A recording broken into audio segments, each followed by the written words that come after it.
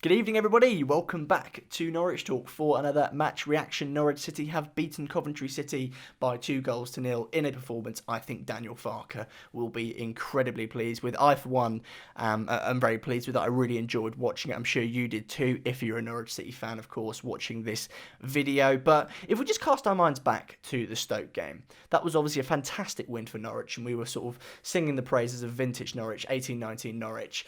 That game, again, it set up a really good opportunity for Norwich City to now kick on and sort of pick up a nice vein of form, because these next few fixtures are fairly favourable, and the fact Norwich City have played really well tonight and picked up the 3 points is really pleasing to me and really promising. And it wasn't just sort of the importance of the result, it was the first half as a whole showing that Norwich are just as fluent as they used to be, which is really positive. We've always said this season that we want to see Norwich in full flow. That first half we definitely did.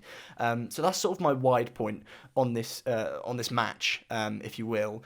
But if you look at the starting lineup, it was unchanged from Stoke, which isn't a surprise. Norwich City obviously winning that game 4-1. I think we all expected it to be the same, providing that there was no injuries. There obviously wasn't. I'm really glad to see that Ollie Skipp was okay. It was really... I wasn't worried that he wouldn't play. I just love to watch Ollie Skipp play, which I think is probably justified, isn't it? But an unchanged lineup. And the first half as a whole was so good from Norwich, wasn't it? It was really fluent. And I saw a tweet from Sam, might have been at half-time, might have been just after, saying that this is the most sort of fluent Norwich City have looked. And I think I completely agree. The passing was slick. After about 20 minutes, I was a little bit nervous because there was that Pukki chance, wasn't there, where he cuts it back to Cantwell and it falls just behind him. And I think maybe, just maybe, it's going to be one of those nights, and especially given the state of the pitch, that also worried me a little bit. Norwich will be back there in a couple of weeks, of course, when we play Birmingham. But that wasn't the case, was it? Emi Buendia stepped up, and it was vintage Teemu stuff. The through ball was fantastic, was weighted brilliantly, as I said, on such a terrible pitch as well, and the finish from Pukki was classic Teemu Pukki. And that's the Pukki we've seen flashes of this season. It's nice to see him again. Hopefully he stays with us. I think he will. That takes his tally up to 14, I believe, or 13 for the season, which is great for him. I think everybody said to you that Pukki will hit double figures again. Maybe there was a few, if I'd said that to you, sorry, at the beginning of the season, I think there was a few people maybe doubting whether he'd be able to sort of find that form again. He seems to be finding it. He's in double figures. 13 or 14. I really should have looked that up before the video. That's shocking from me. But as I said, it was vintage Teemu Pukki, and it was really good to see. And then he returned the favour, didn't he? Where he cut the ball back to Emi Buendia, which is obviously what he was trying to do for the Cantwell one. Although I was sat there thinking, Teemu, why are you not shooting from there? Although, again, as is evident by the fact he did it again for Buendia, and Buendia scored, it's obviously in his nature to just cut the ball back. I can't get my words out because I'm too excitable at the moment. But he couldn't sort of... it's in his nature, isn't it, to just cut it back and find someone and be unselfish. That is just the Teemu Pukki we know and love.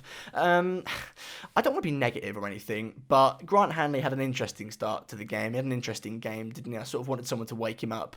He was a little bit shaky. It's probably not one of his better performances for Norwich, but given sort of the quality he's provided this season, I'm so happy to just forgive him and trust the fact that he'll find his form again and perform much better in the next game, which of course is at home to Rotherham.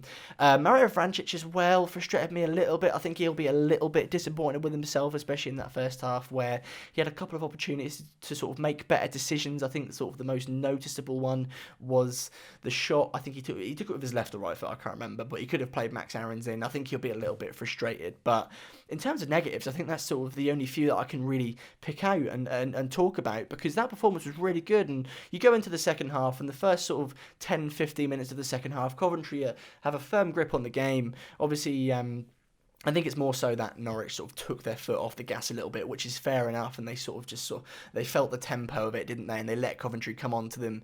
We got away with it a couple of times, didn't we? But really, for me, in the second half, Norwich looked quite comfortable. And this season, we've sung Norwich's praises in terms of being defensively solid. I thought we were today.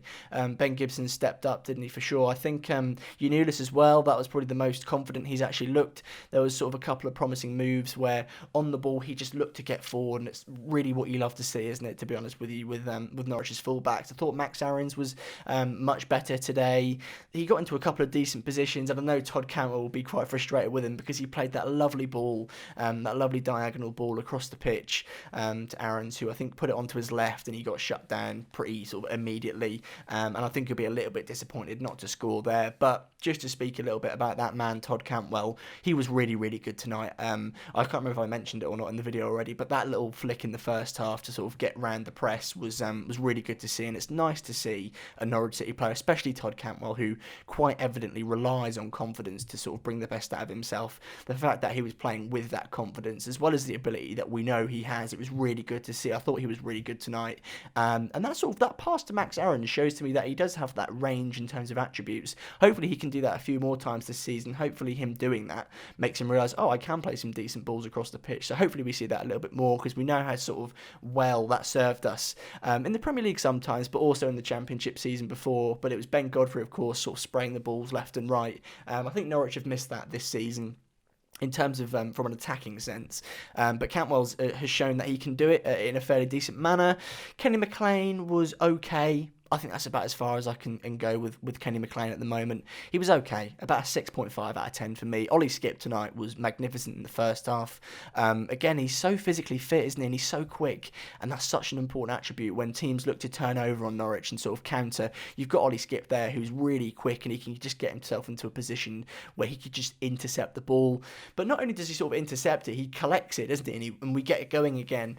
And what's so good about Ollie Skipp is the fact that he's so good on the ball. So when he gets the ball, he's really positive with it, and he often makes sort of very sensible decisions. As I said as well, Max Aarons for me was fairly decent. I think that was the highest we've seen him up the pitch, sort of as of the last few matches, really, where he hasn't really been venturing too far forward. But tonight for me, he was decent, and as I said earlier, he was unlucky not to grab himself a goal. Who else played?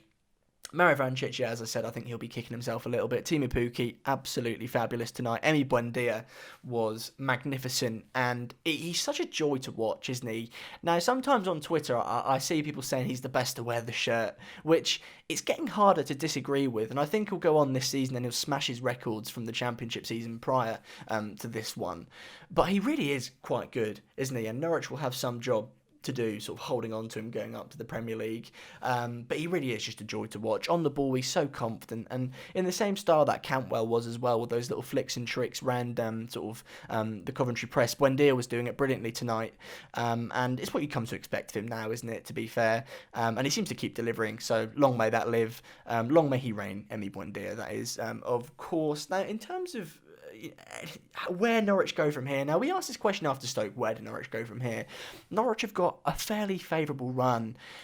We've got Rotherham, Birmingham, forgive me, I can't remember who else. I know it's a couple of favourable fixtures, but this is really Norwich City's chance, not to run away with it, I'm not going to get silly, but this is our chance to sort of pick up maximum points. And what scares me as a Norwich fan is at this point, I think I'm expecting us to. It would be really good if we could, and you look at Brentford slipping up a little bit, hopefully from our perspective, Swansea do as well, but these next few fixtures are pivotal to Norwich City. Now, obviously, result is more important than performance, but given the first half of this game, given sort of the attitude of the Stoke game, where we look really confident as well, I want to see us brush these teams aside. I'll forgive if we don't, because, you know, the Championship sort of fixture list is very congested, and there's going to be times where players are tired but need to play because they're important players. I'm looking at Max Aarons, where he needs to play every game, but naturally he's going to get a little bit jaded, isn't he? He's going to get a little bit tired. But I really think this is Norwich's opportunity to sort of really stake their claim.